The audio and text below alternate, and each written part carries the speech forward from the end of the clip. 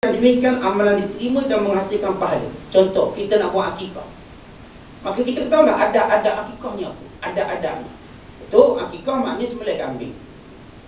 Dah boleh digantikan dengan sembelih lembu dan sebagainya. Tapi kita pun nak cari kemuliaan ada sempurna akikah macam mana?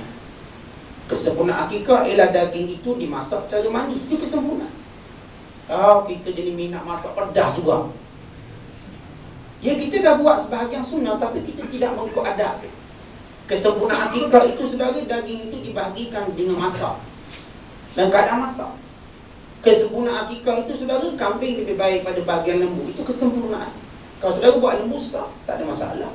Kesempurnaan akikah itu kalau bayi lelaki 2 ekor, bayi perempuan 1 ekor. Itu kesempurnaan. Dan adab-adabnya pun kita tahu bagaimana daging ini diagih-agihkan, dibahagikan dan sebagainya. Rambut bayi pula ni macam mana? Kerana orang Arab jahiliah, saudara-saudara semua, sesudah dicukur kepala bayi, dia buat akikah juga. Dia sembelih kambing, dia ambil darah, dia longor atas kepala bayi. Itu cara dia untuk membuktikan budak ni sudah tertebus dengan melakukan penyembelihan. Islam datang menyempurnakan akikah yang betul. Kalau betul kita nak longor juga atas kepala tu sesuatu pada bayi, bukan dengan darah, tapi dengan benda yang wangi seperti zafaran. Okey, bukan dengan darah sebagai jahiliah buat. Ini kita namakan adab sempurna. Kita nak nikah kahwin, so kita bukan sekadar kena ikut syarak, tapi kesempurnaan. Biarlah bila kita buat jamuan, kita panggil orang miskin. Biarlah kita buat jamuan, saudara, niat betul-betul nak sedekah, nak beri orang makan. Tapi kalau kita nak meniaga, cacat lah. Dia mungkin tidak salah dari segi syarak. Maksud saya tak salah dengan makna haram, tetapi barangkali ia merencatkan kemuliaan majlis ini. Yang kita niat patut nak bagi makan percuma, biarlah ni makan percuma saya kasih. Tiba-tiba setengah kita cuba cari modal balik. Dah habis 10, paling kurang dapat 8. Paling kurang dapat 8. Kita bimbang. Bila budaya ini makin menjadi, kita katakan, trend, yang mungkin menjadikan orang miskin takut nak pergi. Bukan kata orang miskin takut nak pergi, YP pun takut nak pergi. YP satu hari dia RM50, 5 hari 200.5, bankrupt aku. Dia mungkin tuan rumah tak minta, tak ada masalah. Tuan rumah tak kata 50, tak ada. Tetapi budaya ini kalau kita biarkan, kita bimbang. Sebab kita tahu ramai orang tak berani pergi. Lupa buat duit, saya tak berani pergi lah. Kalau saya buat duit, saya akan pergi. Tak ada duit, takkan pergi. Ataupun dah pergi yang pertama, kedua tak boleh lah, sebab bajet satu je. Maka kita bimbang, so dia akan merencapkan ukhuwah melalui jamuan-jamuan seperti ini. Kita bimbang.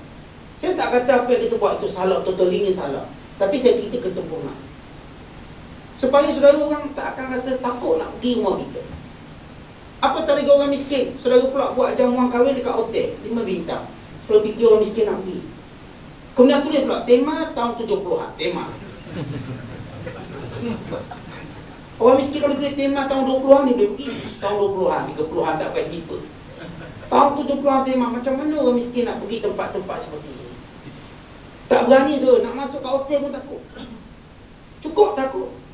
Dan kita dah buat kat hotel, mana berkat majlis kahwin kita? Sedangkan kata Nabi SAW dalam satu hadis tentang syirarul walimah, yud'al al-aghniya wa yutrak al-fuqara, atau kama qala SAW. Syarut ta'am yud'a al-aghniya wa yutrak al-fuqara. Seburuk-buruk jamuan ialah dipanggil orang kaya, ditinggalkan orang miskin. Saudara tak perlu nyata dalam kad, hanya orang kaya datang. Tak perlu suruh cakap macam tu. Saudara buat je kat hotel, dia automatik suruh tak nak jemput orang miskin. Automatik. Faham? Orang miskin faham. Takkan dia nak pakai motor lampu bulat dia dekat sebelah masjid lampu bulat. Tak munasabah, dia akan rasa kecil hati. Tak boleh saya tak makan semua, suruh bini saya masak. So ini benda serius. Kita bimbang. Saya tak kata cara haram kamu buat ke tak. Kita bimbang. Jamuan kita tak ada orang miskin datang. Orang kaya ni selalu makan kenyang, makan sedap. So, orang miskin, jadi nak rasa lauk yang pelbagai. Dia nak rasa, kita katakan, biar anak-anak dia boleh makan sedap belakang ini. Tiba-tiba kena tulis satu kepala RM2, RM3. Bimbang dia, takut. Maka perkara seperti ini, kalau kita nak dapat makan ihsan, sebahagian kita kena cuba benda, sebahagian kita kena buat sesuatu. Jamuan kita dihadiri oleh fakir miskin, mendapat doa mereka. dan elakkan daripada buat tempat-tempat kena, melainkan nak buat hari ke-5, ke-6 ke apa. Jamuan untuk hari ke-6, saudara mara je buat kat hotel, okey. Tapi yang saya katakan, kemuncak ni biar panggil orang miskin, biar didoakan untuk kita. Panggil anak-anak yatim, biar didoakan untuk majlis perkahwinan anak-anak kita. Biar semua orang-orang yang saudara seagama kita tak rasa kekok nak datang majlis kita, tak kekok. Mereka cukup rasa bertuah dengan majlis yang kita adakan. Ini kita kena hati-hati dengan budaya yang berlaku dalam masyarakat orang Islam. Dan ini yang menghambat fakir miskin. Dan so kena ingat, kalau fakir miskin tak ada sekeliling kita, maka hidup kita tak berkah. Biar orang berada sekeliling kita fakir miskin. Sebab itu Nabi SAW kata apa? Allahumma ahyini miskina wa amitni miskina wahsyurni ma'azumratil masakin. Ya Allah, hidupkan aku dalam keadaan miskin, matikan aku dalam keadaan miskin, dan himpunkan aku bersama orang miskin. So bukan maknanya Nabi suka miskin dengan maksud jangan kaya, bukan. Nabi nak beri perhatian pada semua manusia mengaku umat Muhammad, jangan tinggalkan orang miskin, jangan tinggalkan. Ia sebahagian komponen yang penting bagi kita masyarakat Islam. Penting. Sebab kita ada akikah, kita ada korban, kita ada sedekah sunat, kita ada zakat. Kalau saudara pinggirkan mereka ni, saudara nak bagi siapa? Ia merupakan sebab pahala Allah Ta'ala terima pahala kita. Allah Ta'ala jadikan kita mulia sebab kita beri zakat kerana ada penerima. Kita buat akikah sebab ada yang tukar makan. Kita berkorban, ada yang menerima daging korban kita. Tiba-tiba orang-orang pakai miskin lari daripada kita. Kita dah tak kenal mana orang miskin kat Malaysia, kita pun hantar kat Kemboja, Vietnam. Ini trend. Kamu itu, Ustaz, orang Malaysia kaya belaka, kami hantar kat Kemboja, Vietnam. Dia lupa, siapa kata orang Malaysia kaya belaka? Siapa kata orang Malaysia kaya belaka? Sehingga korban tak perlu buat kat sini. Ni tak pernah bergaul orang miskin kan? Sehingga orang hantar ke Vietnam, hantar ke India. Dia tak korban tahu ni India, tahu ni sekian tempat. So, kita di sini mana orang miskin? Orang miskin akan tuntut. Saya tengok setiap hari awak naik kereta Mercedes. Setiap hari saya tengok awak duduk di rumah besar. Tiba time korban awak tak ada, awak hantar kat India. Saya akan akui yang awak hari akhirat apa. Orang miskin akan dakwa kita saudara. Dia tengok kekayaan tu depan mata dia. Yang orang sana dia tak tengok kita kaya. Dia cuma tahu ni jiran sebelah dia tahu kawan ni kaya bagus. Tapi time korban tak ada pun daging sampai. Time zakat tak ada pun duit sampai. Maka dia akan dakwa kita. Kerana kebajikannya dikatakan terganggu disebabkan kita tak bergaul dengan fakir miskin yang ada sekeliling kita, sehingga kita kata tak ada orang miskin kat sini. So ini satu bahaya, buat budaya yang bahaya. Kerana itu kalau kita bergaul bersahabat, kita dapat ramai lagi orang miskin. Ramai lagi mereka yang perlukan korban kita, akikah kita, sedekah kita, zakat kita, ramai. Kita perlu bergaul dengan mereka. Jangan sampai akhirnya orang Vietnam terkorban kat sini pula. Sebab apa orang Malaysia ada miskin? Kita bimbang begitu. Atau mungkin miskin orang senang musim korban ni, nak dapat lagi korban banyak kena pergi Vietnam. Kat Malaysia tak ada. Memang ia berlaku begitu. Mungkin hari ni kita rasa macam tak mungkin. Tetapi kalau kita biarkan benda ni tanpa kita sedarkan umat kita, masyarakat Islam, kita bimbang. Bila dia melakukan perkara yang saya sebutkan tadi, dia akan merencatkan pertumbuhan komuniti dan masyarakat Islam yang berasaskan pada ukhuwah dan berasaskan pada ihsan ini. Hadis ini sebenarnya merupakan salah satu daripada kaedah Islam yang sangat penting, kerana ia menyeru ke arah kemuliaan sebagaimana Nabi SAW diperintahkan supaya berihsan pada setiap amalan. Cukup dibuktikan hal ini dalam banyak tindakan Rasulullah SAW, sama ada perkara kecil atau besar. So lihat, pengarang kita, dia tak terang secara jelas hadis ni bagaimana secara umum. Dia kalau saya detailkan untuk beberapa minit tentang maksud hadis, Nabi SAW menyatakan Allah mewajibkan dia lakukan ihsan pada semua perkara. Yakni kita mesti berlaku ihsan pada semua makhluk. Sama ada makhluk itu manusia, Islam atau kafir, kawan atau musuh, atau makhluk itu binatang. Maka kita mesti melakukan ihsan kepada mereka semuanya. Ataupun makhluk itu bernama tumbuh-tumbuhan, kita mesti melakukan ihsan pada semua tumbuh-tumbuhan. Allah mewajibkan kita. Perkataan kataba maknanya wajib atau maknanya syar'a, disyariatkan. Sebagaimana Allah Ta'ala berfirman, kutiba alaikumus siyam, kutiba alaikumul qisas. Diwajibkan, ditulis kepada kamu tentang kewajiban puasa, ditulis kepada kamu tentang kewajiban qisas. Sama juga dalam hadis ini, innallaha kataba ala kulli syai'in, innallaha kataba al-ihsan ala kulli syai'. Allah mewajibkan berlaku ihsan pada semua perkara. So kita lihat Nabi SAW besok praktikkan hadis ini. Nabi melihat seorang sahabat ke mana nak sembelih kambing, ditarik telinga kambing. Sini tarik. Nabi kata jangan, itu bukan ihsan. Ihsan kamu pegang lehernya, bukan tarik telinganya. Lihat saudara, Nabi tegur. Itu perkara kecil. Nabi SAW mencegah pada sahabat yang melakukan penganiayaan pada binatang, seperti membakar semut atau membakar binatang-binatang. Nabi larang membakarnya. Nabi kata la tu'adzib bi'azabillah. Marra Nabi SAW bi qaryatin namlin ahriqat faqala la tu'adzib bi'azabillah. Nabi lalu satu kampung, di mana kampung tu saudara, orang ramai ni bakar tanah kat situ sebab banyak semut. Dia pun bakar. Maka nampaklah dia punya bahan-bahan atau bara-bara api dan berkelimpangan semut-semut yang mati. Maka Nabi SAW cukup marah. Nabi kata la tu'adzib bi'azabillah. Jangan kamu gunakan api untuk mengazab binatang. Bukan cara itu ihsan. Ya, kamu boleh bunuh binatang, tapi bukan dengan cara bakar. Sebab itu saudara, para ulama bersepakat bahawa menggunakan api untuk menyiksa binatang adalah dilarang sama sekali. Ada khilaf antara haram dan makruh. Bahkan Imam Ahmad dalam fatwanya menyatakan, hatta kalau kita bakar ikan pun makruh kalau ikan tu masih hidup. Kalau ikan tu masih hidup, kena matikan dia. Tak boleh kita ambil cocok ni sama 5 gelepul kita bakar. Sedap ni, manis. So dia akan menanam dalam jiwa kita sifat kejam. Matikan dulu.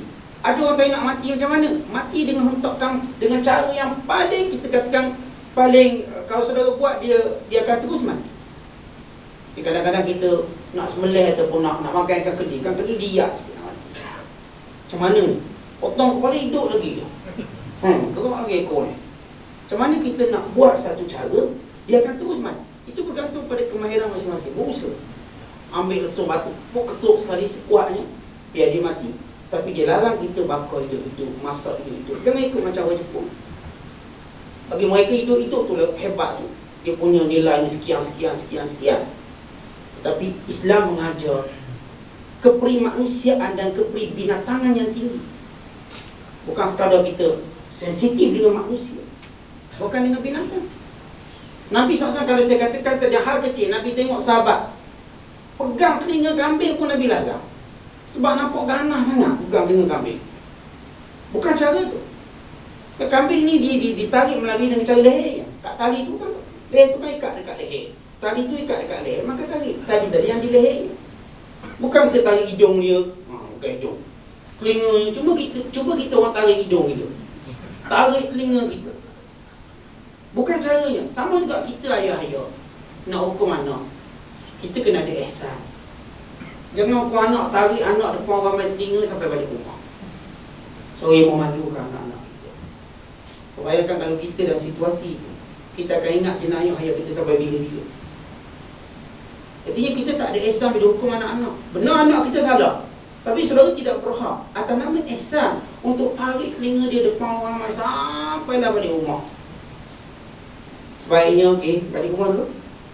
Tak boleh tarik balik rumah, tariklah balik rumah, bukan depan orang. Itu ihsan. Kita tidak mengaibkan anak-anak kita depan orang ramai bila kita nak marah. Itu ihsan. Sebab tu anak-anak kita akan respect kita. Ayah aku bagus, tidak pernah malukan aku. Walaupun aku malu dia depan orang ramai, tapi dia tak malukan aku. Dia nak hukum aku, jom masuk bilik dulu. Ayah cakap dengan bilik, otak dalam bilik. Bini dia pun tak tahu dia otak anak dia mungkin. Adik-adik lain pun tak tahu. Dia memelihara maruah. So benar anak-anak ni kalau kita pelihara maruah dia ingat dari kita. Tapi kalau kita tak pernah peduli maruah dia, kita fikir saya ayah, ikut suka saya lah. Lalu sebelum kita hina maruahnya depan adik-beradik yang lain, depan kawan-kawan yang lain, depan orang lain, so mana nilai maruah anak kita? Anak kita tak berani nak menghadap masyarakat. Dia akan benci dengan masyarakat. Dan orang pertama dibenci kita. Hatta Nabi SAW dia nak nasihat anak-anak dia bagaimana Nabi menggunakan masa yang sesuai. Ini ihsan. Sebab itu sebab ihsan ni dia akan memimpin kita sejauh mana keilmuan kita terhadap kepandaian kita, keilmuan kita terhadap agama kita, maka ihsan ni makin tinggi. Akan sampai peringkat saya katakan saudara takkan marah anak saudara depan orang. So jaga. So takkan marah isteri saudara depan orang. So tahu dia ada maruah. So tak akan lempang muka dia, so tahu dia ada maruah. Tapi ada cara lain. Kita kadang-kadang terdesak nak hukum orang, terlalu emosi dalam memusuhi orang lain sampai kita lupa ihsan. Ya, kita musuh suaminya, kita lupa kebaikan yang patut kita berikan pada isteri dan anak-anak. Kita kira musuh seorang, satu keluarga dan satu keturunan. Dan siapa saja yang lalu dan singgah rumah dia, musuh kita. Itu cara kita bermusuh. Sebab itu musuh kita apa?